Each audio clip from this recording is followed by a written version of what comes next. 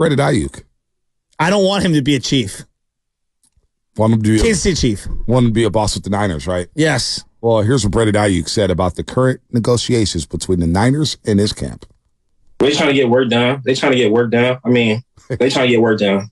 That's all I can say. Y'all know how it gets. I don't even want to get too far into that. But you know, I'm just trying to get like what Ocho just said. I'm trying to get what I deserve. I felt like this season playing football, I figured out who I was as a person, as a player, what I bring to the table, what I bring to the locker room, what I bring to the organization, and just the value I hold when I walk in that building, because people going to follow me because I've done it the right way since I've been in that building. From the first day I walked in there to when I was in there earlier this morning, done it the right way. So, and if they don't see it worth in that, that's all it is. That's all it is. It ain't nothing else. It ain't nothing else besides that. But I can't, like I said, I can't get into it. We got professionals working on both sides. So hopefully we can come to a professional agreement and continue to play professional football. That was with Shannon, Sharpe, and Chad Johnson.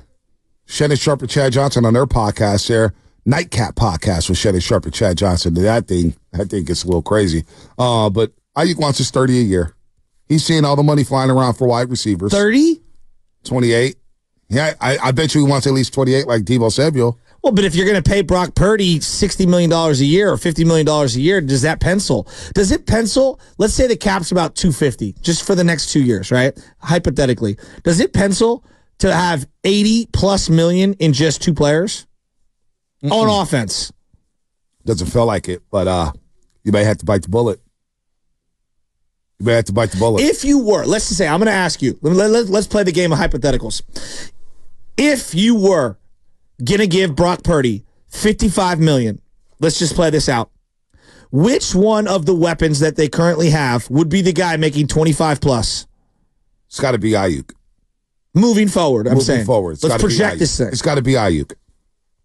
More so than Kittle. So if I said you can have CMC and Kittle for that price tag, you can have one Debo or one Aiyuk, okay? So I get Kittle, McCaffrey, and one of the other. No. You get Kittle and McCaffrey. Let's say their price tag comes to what it would cost you for one of the receivers. Okay. And then you could choose one of the receivers to pair up with Purdy for the next 2.5 years, 3 years. Aiyuk. You going Aiyuk? I'm going Aiyuk. I think I would too, actually. I'm going Aiyuk. I think I would too. Now, here's Chad Johnson. I don't want to lose McCaffrey, though. No, I don't want to lose McCaffrey at all. God. Here's Chad Johnson talking up Brandon Aiyuk's value. There's certain things that we can see from the outside looking in. I can see. So when it comes to, and I hate most of the time, players don't really like to talk about their contract negotiations or anything having to do with money, but I will do it for you. You don't have to say anything, but appreciate that. You are so valuable to that offense. You are what I call a true number one who can play on the outside. You can play on the inside. You can beat any goddamn covers there is that's out there. You're one of the few players in the NFL that plays receiver where you don't need your offensive coordinator's help to get open. When the coach tell you, I need you to get open here on 3rd and 2 or whatever it is, no matter what they got lined up in front of you, you one of the few that can go out there and get open on the muscle. So I don't understand what the issue is over there with the GM and your owners, but just understand you deserve to get paid. And I ain't just talking about any money. I'm talking about 30, 32 a year.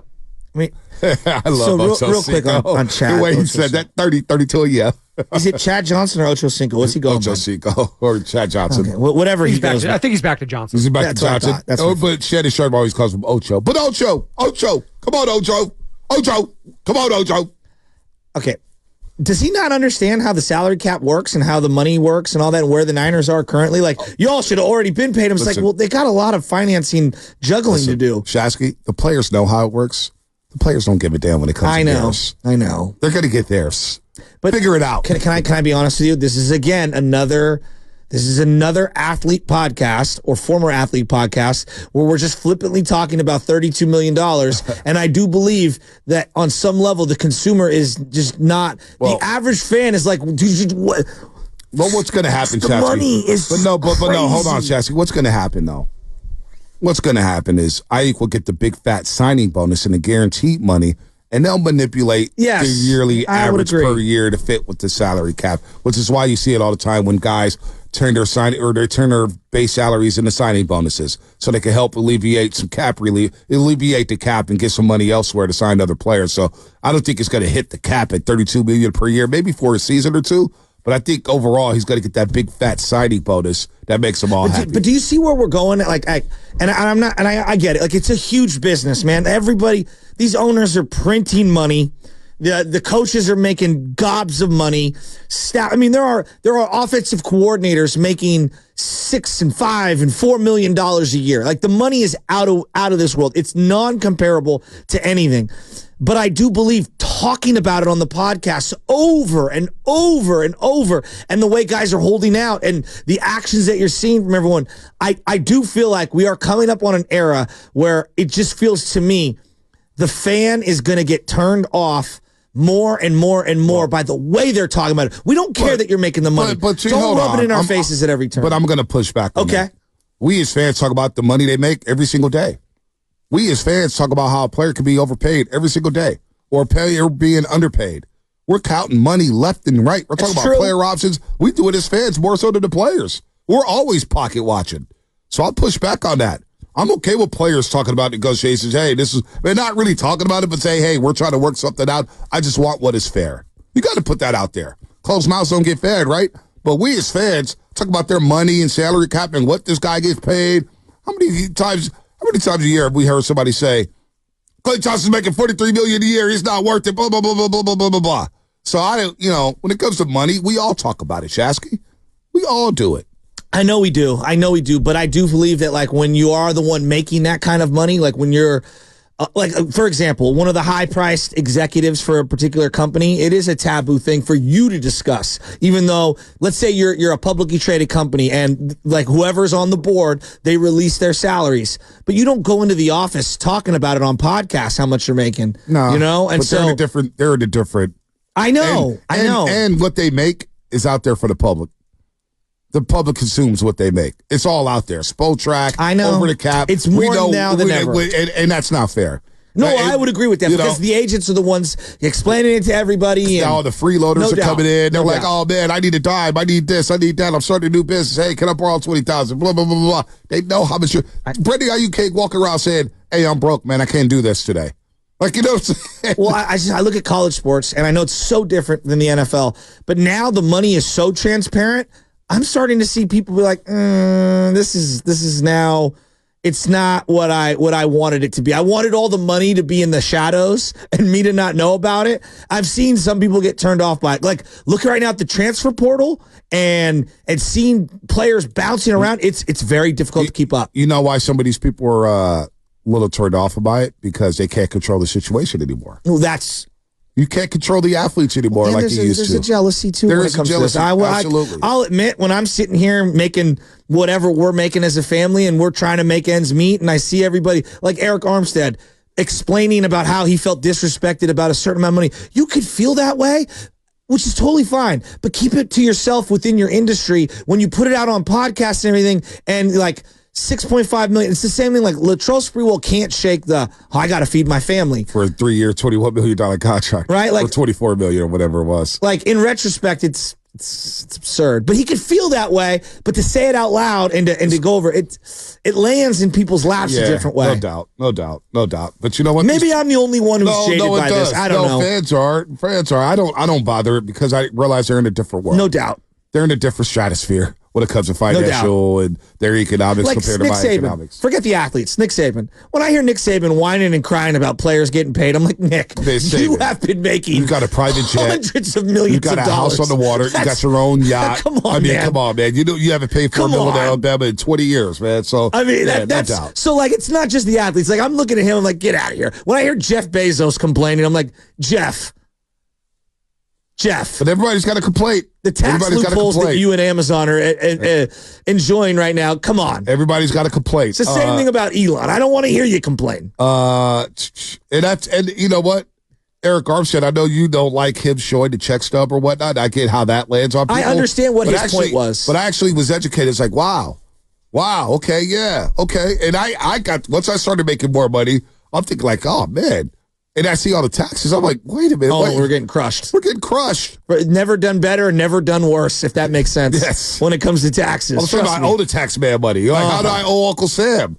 It's the worst. Anyway, Brendan Aiyuk. I'm looking for a tax person if you're out there. I got one for you. Brendan Aiyuk. Mad about missing yards per catch. Yeah. Text me. KGB. You one of the best in the league. I'm talking about top 5. Listen, your resume, it speaks for itself. You're going into your 5th season. Last year, you had 75 catches, 1,300 some yards, 7 TDs, and you was ranked 2nd in NFL in YPC, right? So that speaks for itself. So there should be no discussion when it comes to taking care of you, when it comes to your value. I'm sick. Look, I'm sick about that second one because look, the whole entire that which is YPC. Yes, sir. I was sick. I finished 2nd. Look, who was first? Who first? Pickens. Pickens was first. Pickens had Pickens. So I'm leading it the whole entire year. I'm leading the whole entire year. YPC. Right. Last game of the season, I think Pickens didn't have no catches in the last game of the season. Game of the season, what's his name? Purdy ain't played. They sent me out there. Right. And I lost it in the last week. So I'm mad about that one. I should be saying one, but it's all Wow, that seemed like a backhanded shot.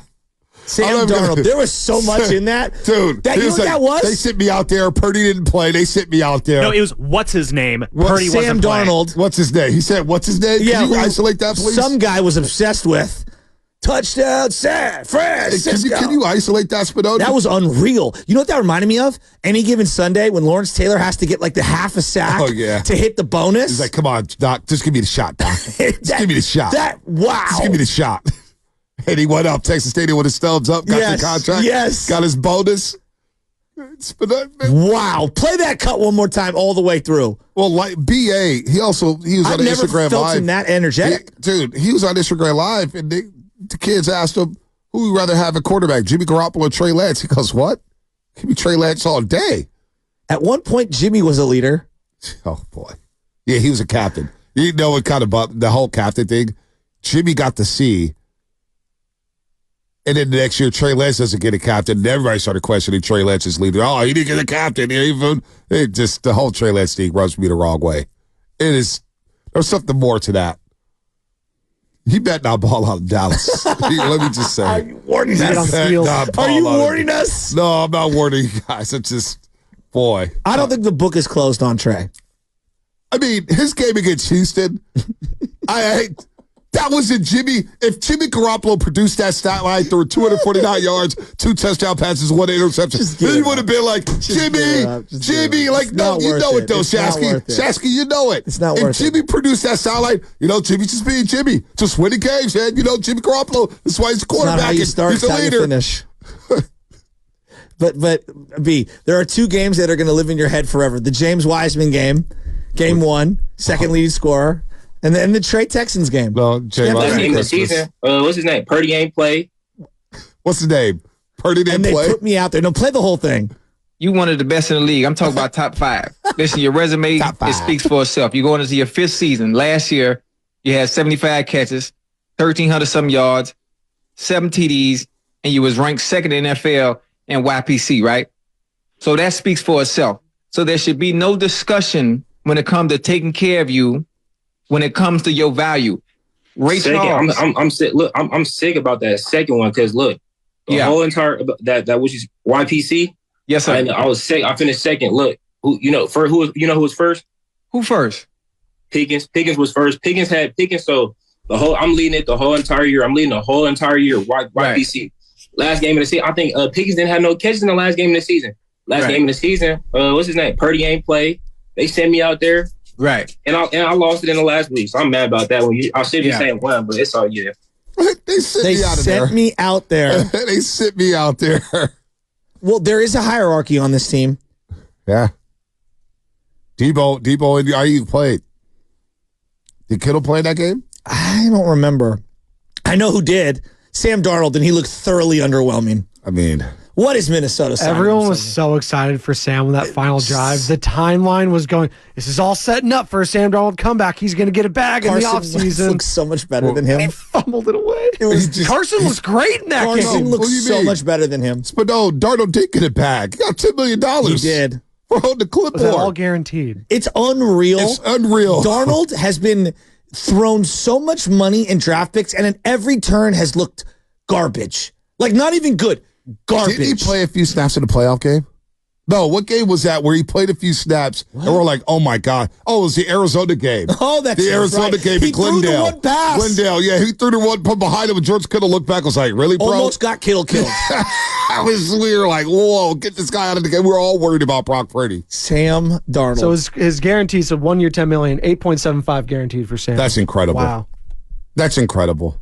That Christmas night game, that comeback almost. Who would you feel more comfortable paying that kind of money to? Jock Peterson, $20 million 1 year to be a DH part-time and a full-time Passoy, whatever it's called. Problem. Yeah. And we got a Passoy problem in the clubhouse. Guru getting mad about the Passoy problem is all-time Guru. He didn't even know what Passoy was 20 minutes before that. Would you rather give Jock the money or would you rather give Sam Darnold the money when you know it's not going to end well? I'd rather give Tommy Pham the money. No, I'm kidding. I'd rather call me crazy, I'd rather give Jock Peterson the money. Wow. I think I'm with you. At least I know Jock Peterson, who looks like me when it comes to body shape, can hit one out.